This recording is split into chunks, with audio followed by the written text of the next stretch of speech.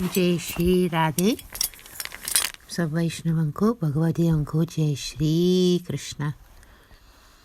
With day 56 of the readings of the 84 Vaishnava Varta, 84 Vaishnava Varta,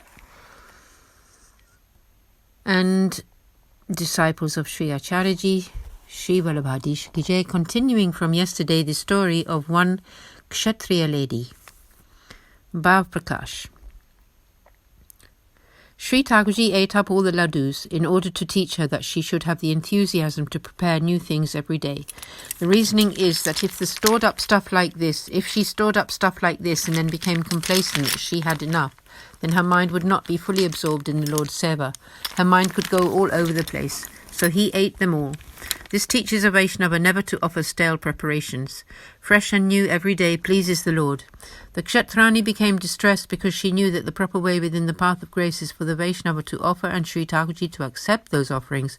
But here Sri Thakurji had broken this rule and was eating the laddus up by himself. Please don't let him leave me, she stressed. If he discards me as he has disregarded the usual rule, then I will become like a sad orphan. Sri Thakurji has fed himself and I lost that seva. If he had told me what he wanted, I would have fed him. So I lost that seva. Hence my distress. It is also because I had made all these preparations for Sri Thakurji and he was actually enjoying them, so I should have been happy. I stressed because I had missed that chance to serve. This story teaches that one should think well before making any preparations for the Lord. Then only he will lovingly accept them, and he will also tell you what his next requirement will be, clearly revealing exactly what he requires. He can also accept the offerings just by looking at them, but he doesn't enjoy that so much. One should always try to make the offerings according to Sri Thakurji's requirements. Thus this Kshatriya lady was a very accomplished devotee. Thus concludes Varta 43, the story of the Kshatrani lady from Prayag, although truly there is no end to her story. Continuing with Varta number 44, the story of a mother-in-law and daughter-in-law named Goraj and Samarai. They were Kshatranis from Simhanand. Bhav Prakash. In the eternal Leela, Sri Swaminiji had a Sakhi named Chandrabhaga, whose Sakhi is Nanda, and these two are her Sakhis named Gorja, the mother-in-law, Goraj, the mother-in-law, and Samarai. They were born into a Kshatriya family in Simhanand. Their acceptance into the path of grace has already been told within the Varta of Vasudev Chakra, Varta 38. They lived by Part 1. They lived by serving their Lord. One day Sri Acharyaji came there to Taneshwar. The Saraswati river flows between Simhanand and Taneshwar, and Sri Mahaprabhuji never stepped into or over the Saraswati river. Bhav Prakash. Sri Acharyaji, Vakpati, is the husband of Saraswati ji, so how could he step over his wife? That is why he never went to Simhananda. The Vaishnavas from Simhanand came to Taneshwar to see Sri Acharyaji. When he arrived there, one messenger went to Simhanand to tell them that he was now there. The mother-in-law told her daughter-in-law that she was going to Taneshwar to have his sight. In the morning, first of all, wake up Sri Thakurji and offer him some breakfast, then dress him. Then make the midday offerings and let him be. When I come back, you can go to see him. The daughter-in-law was very happy that she would get a chance to dress Sri Thakurji that day and also to make his offerings. So she said to her mother-in-law, "Fine, you go and I will go afterwards." The mother-in-law then went off to Taneshwar to see Acharyaji. Here the daughter-in-law bathed, offered the breakfast, and then dressed Sri Thakurji. She then cooked and served him up his lunch in a nicely arranged plate. She closed the curtain and sat down. She washed all the pots and pans. Then she went to collect Sri Thakurji's plates after his meal, but when she saw that all the food offerings were still in the same plates and bowls, she said to the Lord, "Today my mother-in-law has gone to Sri Acharyaji in Taneshwar, and I know nothing. I did the seva just how she instructed me. However, you have not eaten, so what should I do?" She thought to herself she must have done something wrong in her preparation, so she started from scratch and repeated the whole process.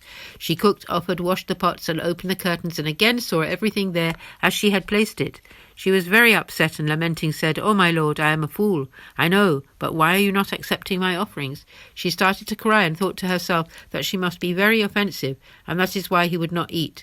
She repeated the whole process a third time, and once again, when she came to accept the prasad, she saw that everything was as she had offered it.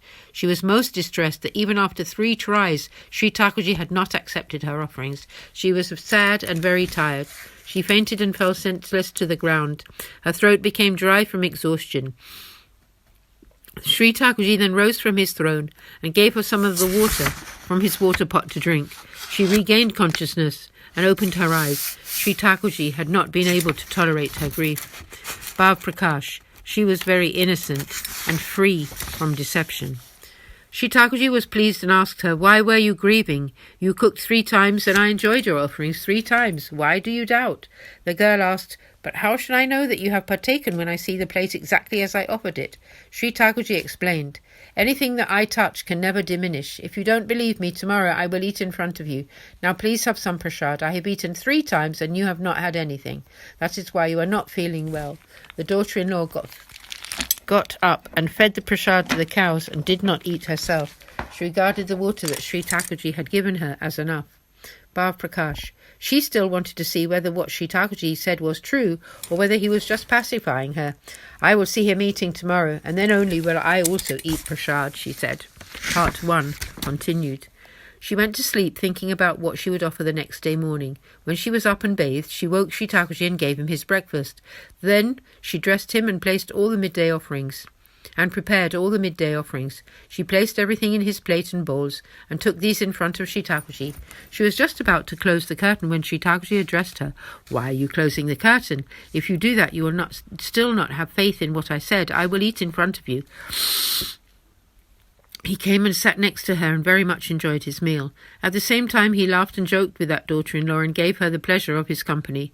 Afterwards, he told Sri Acharyaji that Samarai had made him very happy. Sri Acharyaji decided to ask her about it the next time she came there. Sri Thakurji ate everything that Samarai fed him, and the plate still appeared full and untouched. She realized that the previous day her Sri Damodarji had indeed accepted her offerings. After this, she let Sri Thakurji rest, and then she took prasad. In this way, she continuously watched Sri Thakurji eating for 5 whole days. The mother-in-law then left Sri Acharyaji to return home. He told her to send the daughter-in-law to come and see him very soon.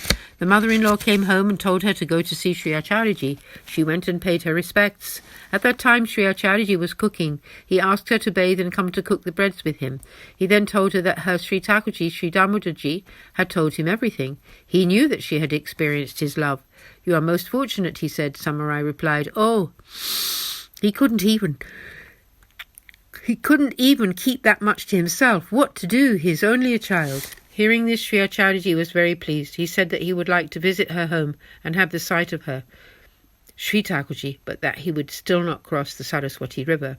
Samarai stayed with Sri Acharyaji for a couple of days more and told him all about her experiences. On the 3rd day, she asked permission to go home. Sri Acharyaji said that he would never wish to be separated from such an accomplished Vaishnava, for he would like to hear of her divine experiences endlessly. However, he must let her go for her Sri Thakurji would be happy to have her back. Samarai bowed to Sri Acharyaji and said that she knew this had all been possible through his grace alone. Otherwise, why would Sri Thakurji thus smile upon such a worldly person as her? "It is only through your auspices that Sri Thakurji blesses people like me." Then she left. Sri Acharyaji was very impressed by her humility and remarked that such Vaishnavas were rare. Sri Thakurji spoke to her. Her humility was perfected. The daughter-in-law returned home. She told her mother-in-law everything that Sri Acharyaji had said.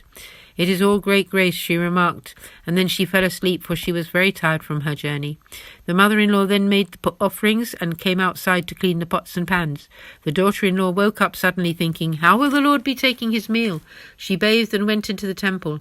Sri Thakurji did eat in front of her again, but then Sri Thakurji said to the mother-in-law that she should do the cooking whilst the daughter-in-law dressed him, but that the daughter-in-law should offer the preparations to him because he liked to eat from her hand.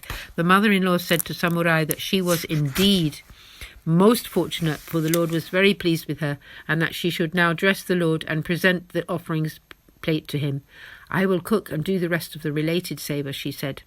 From then on, the daughter-in-law always did the Lord's adornment and sat with the Lord to feed him. Her Sri Thakurji was always very happy with her.